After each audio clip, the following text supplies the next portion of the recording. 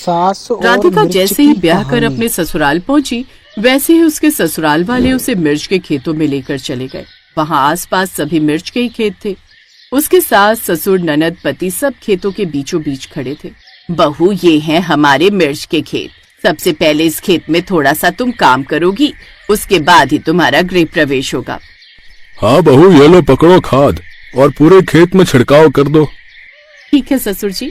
राधिका घूंघट में पूरे खेत में कीटनाशक दवाइयों का छिड़काव करने लगी। उसे बार बार छींक आने लगी और आंखों से भी आंसू निकलने लगे, पर घूंघट होने की जब वजह से राधिका किसी की को दिखाई शादी नहीं दे होके रहे आई थे। तो धूप की वजह से कीटनाशक बहुत दवाई गर्मी भी मिर्च लग रही थी। में तभी उसके डलवानी पति ने पड़ी। कहा, नेहा, लगता है तुम्हारी भाभी को प्यास लगी है, उससे पानी पिला दो। भाभी इधर आ जाओ, पहले इस खेत से एक मिर्च उखाड़ो, पूरी मिर्च खा लो, फिर पानी पी लो। नेहा, मैं मिर्च खाकर पानी क्यों पीऊं? पानी पीने के लिए पहले तो कुछ मीठा खाया जाता है ना। बहू, ये हमारे परिवार की परंपरा है। हम खेतों में काम करते वक्त अगर पानी पीते हैं तो उससे पहले मिर्च खाते हैं। अब राधिका के पास कोई दूसरा चारा नहीं था। उसने ढूंढकर सबसे छोटी वाली मिर्च उखाड़ी और धीरे धीरे करके खाने लगी। उसके कान से धुआं निकलने लगा, आंखों से आंसू निकलने लगे, आंखें पूरी लाल हो गई। किसी तरह उसने पूरी मिर्च खाई, फिर जल्दी से अपनी ननद से पानी की बोतल छीनी और पूरा पानी पी गई। सासू माँ, आपके खेतों की मिर्च तो बहुत तीखी है। बहू, अब ऐसा करो, ढेर सारी मिर्च तोड़ लो, क्योंकि तुम्हारी पहली रसोई की रस्म भी तो है। राधिका ने लगभग 2 किलो मिर्च तोड़ ली। गृह प्रवेश के बाद, बहू, बाहर गर्मी की वजह से तुम्हारी हालत खराब हो गई होगी। जाओ पहले कपड़े बदल लो, उसके बाद खाना बनाना। सास के इतना बोलते ही वो अपने कमरे में घुस गई और हल्के कपड़े पहन लिए। फिर वो भागते हुए किचन में गई और आधा डब्बा चीनी खा गई। तो उसने शक्कर खाई रसोई में। जाकर थोड़ा सुकून मिला, वरना मैं तो मर ही जाती। तभी वहाँ पर उसकी सास और ननद आ गई। बहू, तुम इतनी जल्दी किचन में आ गई? अरे कम से कम हमसे पूछ तो लेती कि बनाना क्या है। सासू माँ, मैं तो सिर्फ पानी पीने आई थी, बताइए क्या बनाना है। ऐसा करो, हरी मिर्च के पकौड़े बना दो। ये सुनकर राधिका चौंक गई। भाभी, ज्यादा चौंकने की जरूरत नहीं है, मुझे पता है आपके लिए ये सब नया है, पर हमारे यहाँ हर चीज मिर्च की बनती है। इतना बोलकर सास ननद वहाँ से चली गई। तो अब पता चला कि इन लोगों ने इतनी मिर्च तोड़ने को क्यों कहा था। थोड़ी देर में उसने मिर्च के पकौड़े बना लिए और सब एक साथ बैठकर खाने लगे, लेकिन राधिका खड़ी थी। बहू, तुम भी हमारे साथ बैठकर खाओ, तुमने पकौड़े बहुत अच्छे बनाए।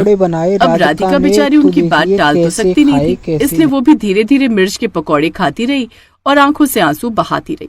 रात में जब वो सो रही थी तब, हे भगवान, मेरा पूरा मुंह जल रहा है, मैं क्या करूं अब? किसी से कुछ कहूंगी तो ये लोग कहेंगे कि परंपरा तोड़ रही हो। जाकर चीनी खा लेती हूँ। राधिका किचन में गई और चीनी खाई, तब जाकर उसे राहत मिली। अगली सुबह किचन में, बहू, हमारे यहाँ चाय में चाय पत्ती की जगह मिर्च पीस कर डालते हैं और चीनी की जगह काला नमक डालते हैं, तो दूध तो डालना भी मत। राधिका ने मिर्च वाली चाय बनाई। चाय पीने में उसे ज्यादा तीखी नहीं लग रही थी, इसलिए धीरे धीरे करके उसने चाय पी ली। उसका पति सरकारी नौकरी करता था, इसलिए वो ड्यूटी पर चला गया। चलो बहू, अब हम लोग दिन भर अपने खेतों में काम करेंगे। नेहा, तुम जरा 2-3 बोतल पानी ले लेना, क्योंकि बाहर बहुत गर्मी है। ठीक है माँ। अब सारे लोग मिर्च के खेतों में जाकर काम करने लगे।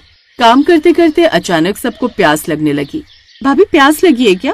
पहले मैं आपको बड़ी वाली मिर्च खिलाती हूँ, फिर पानी पिलाती हूँ, क्योंकि कल आपने छोटी वाली मिर्च खाई थी। अरे नहीं नहीं, मैं बड़ी वाली मिर्च नहीं खा पाऊंगी। अरे बड़ी मिर्च नहीं खाओगी तो हमारी जैसी आदत कैसे पड़ेगी?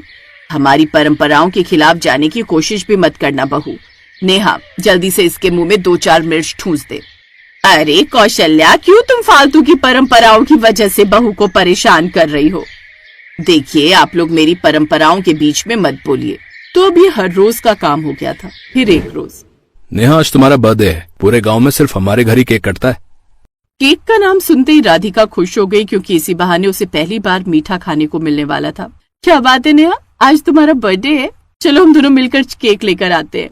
राधिका नेहा के साथ खुशी खुशी मार्केट गई और वहाँ से बड़ा सा केक लेकर आई। रात में जब केक काटने की बारी आई तो वहाँ पर 2 किलो के बर्तन में हरी चटनी रखी हुई थी। नेहा, ये इतनी सारी हरी मिर्च की चटनी क्यों रखी है? इस हरी मिर्च की चटनी के बिना मेरा केक अधूरा है। नेहा ने वो सारी चटनी केक के ऊपर डाल दी। उसके बाद उसने केक काटा। Happy birthday to you, happy birthday to you, happy birthday to Neha, happy birthday to you. Neha ने सबसे पहले वो मिर्च से भरा हुआ केक राधिका के मुंह में ठूस दिया। अब उसका पूरा तन बदन जलने लगा। आहा, आहा, आप लोगों की बहुत ही अलग परंपरा है। केक में कौन मिर्च डालता है? हम डालते हैं बहू, और आज के बाद हमारी परंपरा के बारे में कुछ मत बोलना। तो अब ये रोज का काम हो गया था। खेतों में मिर्च खाना, घर में मिर्च खाना, मिर्च की चाय पीना, मिर्च का केक काटना, यही सब उनके घर की परंपरा थी। ज्यादा दिनों तक राधिका ये सब बर्दाश्त नहीं कर पाई। एक रोज खेतों में मिर्च खाते खाते वो बेहोश हो गई। गांव के डॉक्टर को वहीं पर बुलाया गया। माफ कीजिए, ये केस मेरी पहुंच के बाहर है। इन्हें शहर ले जाइए अभी इसी वक्त। अब इसके ससुराल वाले घबरा गए। भाई राधिका की बहू को ऐसा क्या हो गया कि डॉक्टर ने इसे जवाब दे दिया? अजय, भाभी जी को तुरंत शहर ले जाना पड़ेगा। इन्हें उठाकर सड़क पर ले चलो, मैं अपना ट्रैक्टर लेकर आता हूँ। ट्रैक्टर में उसे शहर ले जाया गया। गांव वाले भी उनके साथ थे। शहर के डॉक्टर ने राधिका की जांच की और उसके बाद, आप लोग इतने लापरवाह कैसे हो सकते हैं? इनकी हड्डियां गलने लगी हैं, इनका सारा खून लगभग जल चुका है, सारी अंतड़ियां जलने लगी हैं। तभी गांव के काका ने डॉक्टर के सामने सारी बात उगल दी। डॉक्टर साहब, ये लोग अपनी बहू को जबरदस्ती खेतों में मिर्च खिलाते हैं, मिर्च की चाय पिलाते हैं, मिर्च का ही खाना खिलाते हैं, यहाँ तक कि केक में भी मिर्च डाल देते हैं ये, इसीलिए बेचारी बर्दाश्त नहीं कर पाई। लेकिन काका, ये हमारे परिवार की परंपरा है, आप तो जानते ही हो। किस जमाने में जी रहे हो आप? ऐसी परंपरा जो किसी की जान ले ले, ऐसी परंपरा को तुरंत खत्म कर देना चाहिए। इस बार तो मैं आपकी बहू को बचा लूंगा, पर दोबारा नहीं बचा पाऊंगा। या तो आप इनसे तलाक ले लीजिए या मिर्च खाना बंद कर दीजिए। लगभग 1 महीना लगातार इलाज चलने के बाद राधिका ठीक हो गई और ससुराल वापस आ गई। वापस आकर उसने अपने ससुराल वालों के लिए बहुत अच्छे अच्छे मीठे मीठे पकवान बनाए और ससुराल वाले खाकर खुश हो गए। बहू, हम पहली बार कोई मीठा पकवान खा रहे हैं।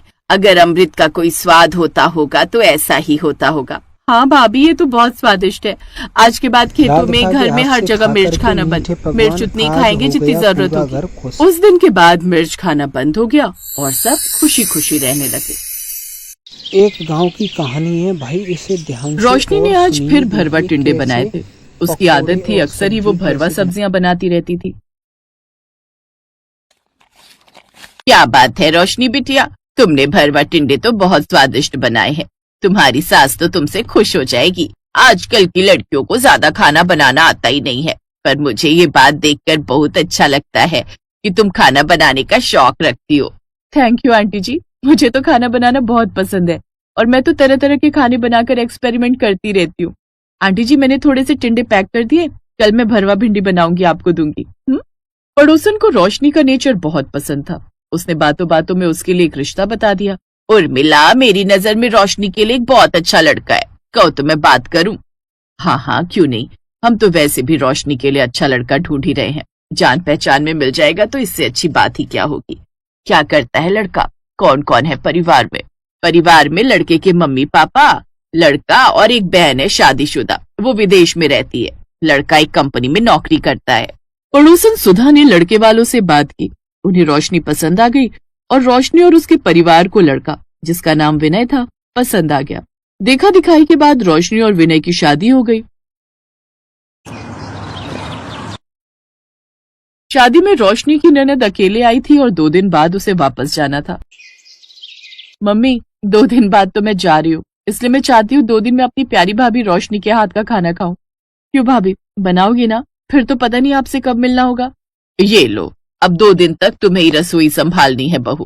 काजल का यही मन है कि तुम उसके लिए खाना बनाओ। जी दीदी, जरूर बनाऊंगी। आप बताओ ना, आपको क्या पसंद है? तुम्हें खुद क्या बनाना पसंद है? वही बनाओ, मैं वही खाऊंगी। ठीक है दीदी, तो अब 2 दिन मैं आपको अपनी पसंद का ही खाना बनाकर खिलाऊंगी। देखना, आप उंगलियां चाटते रह जाओगे, मैं इतना टेस्टी खाना बनाऊंगी। रोशनी जानती थी कि उसे क्या क्या बनाना है। उसने विनय को फोन करके भिंडी, करेले, शिमला मिर्च, टिंडे, बैंगन, तुरई आदि बहुत सी सब्जियां मंगा ली और उसी दिन से उसने भरवा सब्जियां बनाना शुरू कर दिया। रोशनी बहू, क्या बना रही हो? माँ जी, वो मैं भरवा शिमला मिर्च बना रही थी। अच्छा, भरवा शिमला मिर्च बना रही हो? मैंने तो कब से भरवा सब्जियां नहीं बनाई, टाइम ही नहीं मिलता, मैं तो काट कर ही बना देती हूँ। मम्मी, आपको पता है रोशनी बहुत टेस्टी भरवा सब्जियां बनाती है। इसने मेरे से तरह तरह की सब्जियां मंगवाई हैं। अच्छा, इतनी तरह की भरवा सब्जियां बनाने वाली हो क्या तुम? जी माँ जी, मैं दीदी को अपने हाथ की तरह तरह की भरवा सब्जियां बनाकर खिलाऊंगी। रोशनी की इस आदत को देखकर उसकी सास हैरान रह जाती है। अगले 2 दिन तक रोशनी अपनी ननद काजल के लिए भरवा सब्जियां बनाती रही। काजल को भी रोशनी के हाथ की बनी भरवा सब्जियां बहुत पसंद आ रही थी। रोशनी भाभी, आपने तो यहाँ पर सबको भरवा सब्जियां खाने की आदत डाल दी है। सचमुच आप में ये अलग ही हुनर है भरवा सब्जियां बनाने का। काजल ठीक कह रही है बहू, तुम्हारे हाथों की बनी भरवा सब्जियां सभी को बहुत पसंद आती हैं। थैंक यू माँ जी, थैंक यू दीदी। रोशनी बहुत खुश थी। अचानक उसकी खुशी बढ़ जाती है जब उसकी ननद काजल उसे एक खुशखबरी देती है। रोशनी भाभी, आपने मुझे इतना टेस्टी खाना खिलाया तो इसके बदले आपको गिफ्ट देना तो बनता है। अगले महीने आप मेरे पास घूमने आ रहे हो, फिर वहां पर भी आप मुझे भरवा सब्जियां बनाकर खिलाना। ये दोनों की टिकट अगले महीने विदेश आने की, मेरी तरफ से एक छोटा सा तोहफा। थैंक यू दीदी। रोशनी की ननद वापस चली जाती है। रोशनी की भरवा सब्जियों का जादू उसके ससुराल के पास रहने वाले पड़ोसियों तक भी पहुंच गया था। जब देखो कोई न कोई पड़ोसन रोशनी के पास भरवा सब्जियां सीखने आती रहती थी। रोशनी बहू, वो तुमने कल भरवा बैंगन बताए थे ना, उसमें अमचूर कितना, क्या एक बार दोबारा बता सकती हो? मैं बैंगन खरीद कर लाई थी, पर तुम्हारे हाथों के भरवा बैंगन बहुत स्वादिष्ट बनते हैं। वैसे ही बनाने की कोशिश कर रही थी। आंटी जी, आप मुझे मसाले दे दो, मैं आपको मिलाकर दे देती हूँ, फिर आप बना लेना।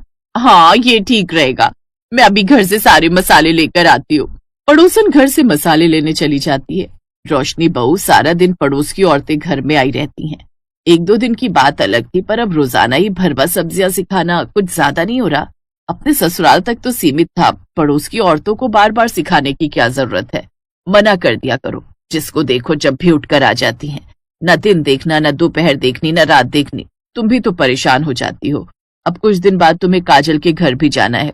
सबको बोल दो कि तुम विदेश जा रही हो, इसलिए तुम्हें तैयारी करनी है। सास की बात सुनकर रोशनी चुप हो गई, पर उसे अपनी सास की बात माननी ही थी।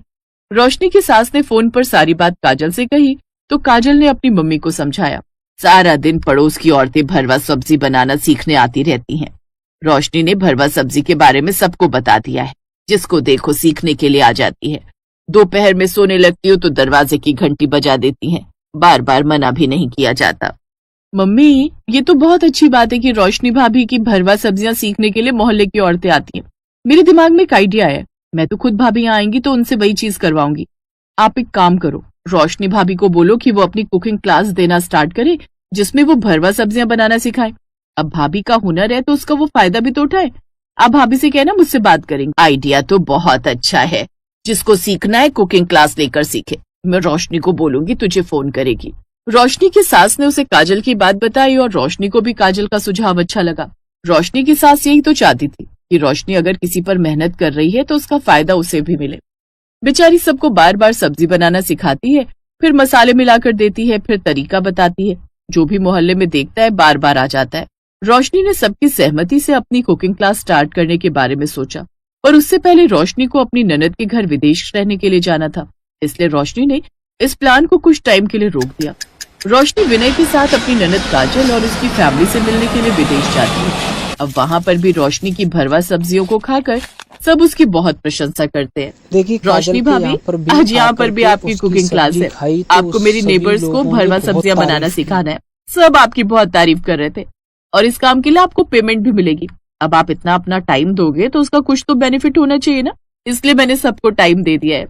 ये बढ़िया बात रही रोशनी, तुम्हारी भरवा सब्जियां तो तुम्हारे बहुत काम आ रही हैं।